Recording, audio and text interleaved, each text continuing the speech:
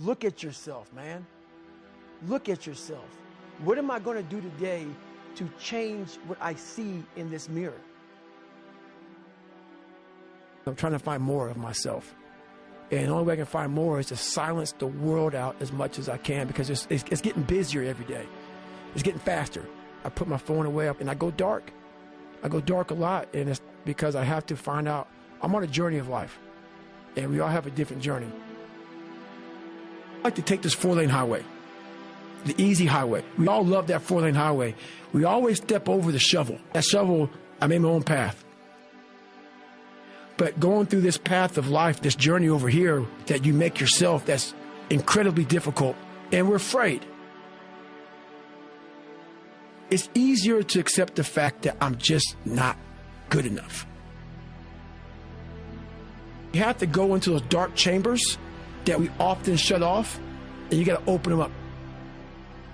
Fail, and you're going to be in your head. You're going to be saying, I'm not good enough. And it's how you get through that. It's how you get through that on a daily basis, when that thing is saying, man, I'm 43, I've done so much. You start to become civilized.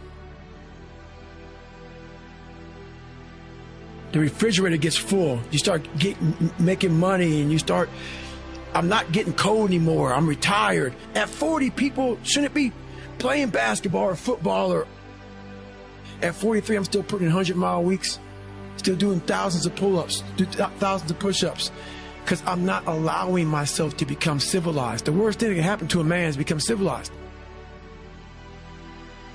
You want to be uncommon amongst uncommon people, period. You start putting yourself in situations that suck, you'll find yourself. I'm big on being with yourself. I want to be forever proud of who I was as a man and change who I used to be. The liar, the insecure guy, the guy who can, whatever. I want to be proud. If I die now, if I die at 8, if I die at 90, 100, I'm going to look at myself and say, I'm proud of myself. I believe in patience. I'm a patient dude. I can watch a piece of grass grow for 20 years. Because I know that it's just how you get somewhere in life. By being that monk-like mentality, being able to watch something grow very calmly, patiently. I can't go any faster. We do that to our brain. We put a governor on our brain. The second we feel pain, discomfort, suffering, all those words that we hate to say because we have this happy, peaceful world we live in now, we stop. We slow down. And if you can get through these different barriers and gain 5%, 2%, 3%, that 40% becomes 60. At 60% becomes 70, 80, and 90. And then you'll hopefully one day near 100. That dreamer mentality just would always fuel me. It would just fuel me, man. What if I can be a SEAL, man? Now I run 205 miles. What if I can go? What if I can go? And what if, how would that feel? You have to go into those dark chambers that we often shut off, and you got to open them up.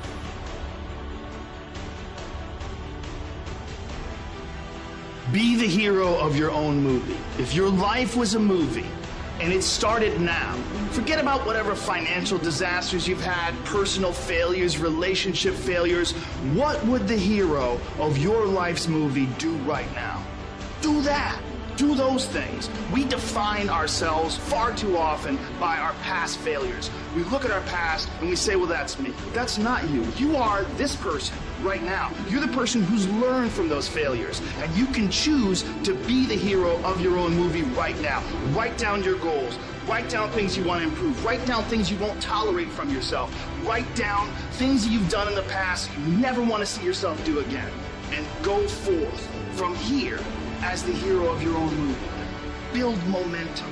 Build confidence and momentum with each good decision that you make from here on out. You can do it. Anyone can do it. I found peace on the opposite end of finding myself. And no one really finds himself without going through trials, tribulations, suffering, accountability. And accountability is suffering. Being accountable every day for doing it right, for yourself, for the people next to you, It's miserable. It's hard. So, even the smallest details. I'm going to just make an addition to the thinking part. Mind, brain, body. The most primitive organism on the planet are bacteria and cells like amoeba.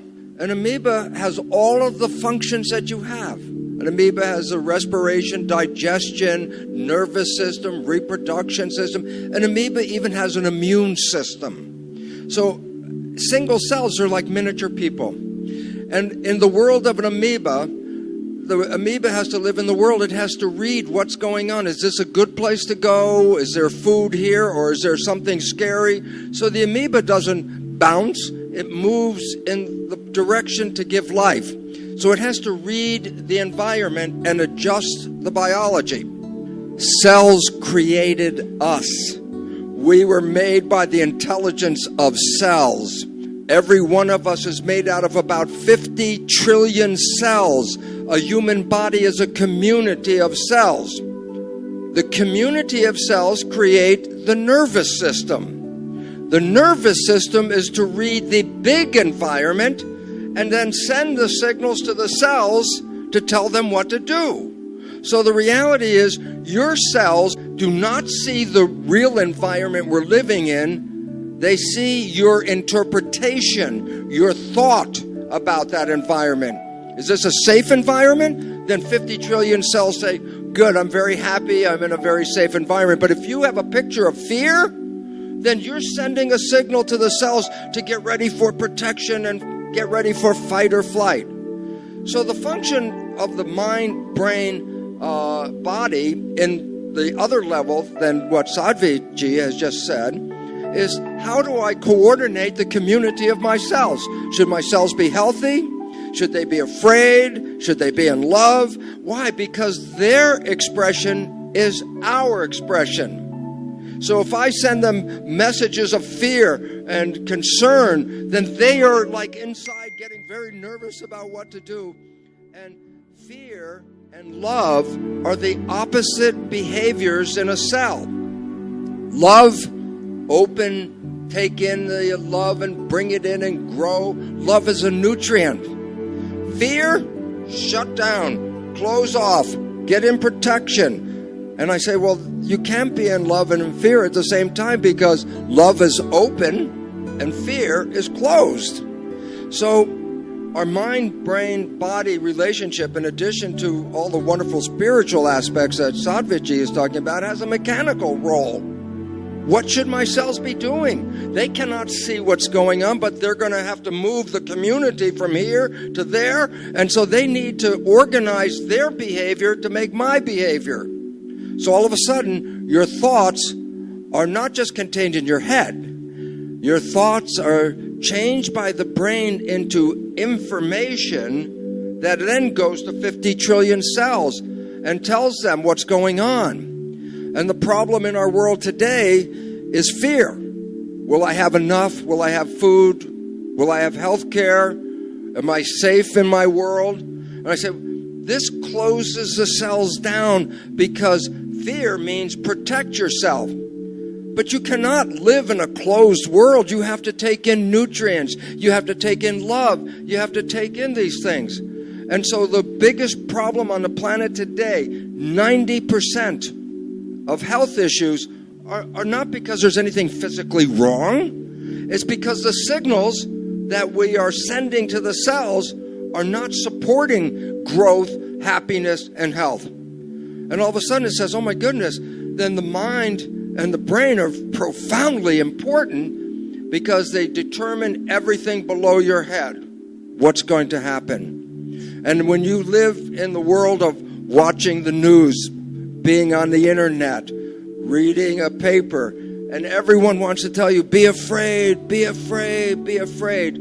That is what has caused the healthcare crisis on this planet. And when you can let go of those messages, then you can send messages of love, health, and harmony. And I know this in my own life, because as I said, once I started to recognize, why should I be afraid? I'm creating. If I'm going to create, then why would I create their story? I want to create my story. And That means we have to have control over the mind. Control over the mind? Here you are. Yoga is control over your mind. Don't let your mind run away with other people's stories. You have to create your own. We have to let go of the belief that other people tell us this is a scary world, a threatening world. It is only scary when we believe it is scary. You change your belief, you change your life. Meditation is the biggest gift that I can give anyone. And I would say more than anything, it is whatever reason for success I've had. Because it allows one, back to the two U's, I'll clarify. What I mean is that in your mind, we think, what do you want? And the reality is, when you look at the neuroscience and psychology, that there are different parts of your brain that want different things. And so, in the simplest sense, there is the logical part of your brain that you're conscious of. It's called the conscious. And you think you're being logical and you want to make those decisions. And then there's the subliminal, below the limbic system, part of the brain, which is the emotional, and it's not as conscious to you, but it has more of an influence on you than really the logical one. And so they're not aligned. And so when you're experiencing that pain, or let's say the ego, right, there were two main things. You got an ego barrier and a blind spot barrier. If you can get past your ego barrier and you get past your blind spot barrier, you can accomplish anything, because you'll also know that you don't have to do everything, you don't have to figure it out yourself. You can take in from other people the different ways to approach things in the best possible way. And so the realization that we all are really struggling with ourselves, and to think which is in control. Meditation helps to deal with the alignment of those two things.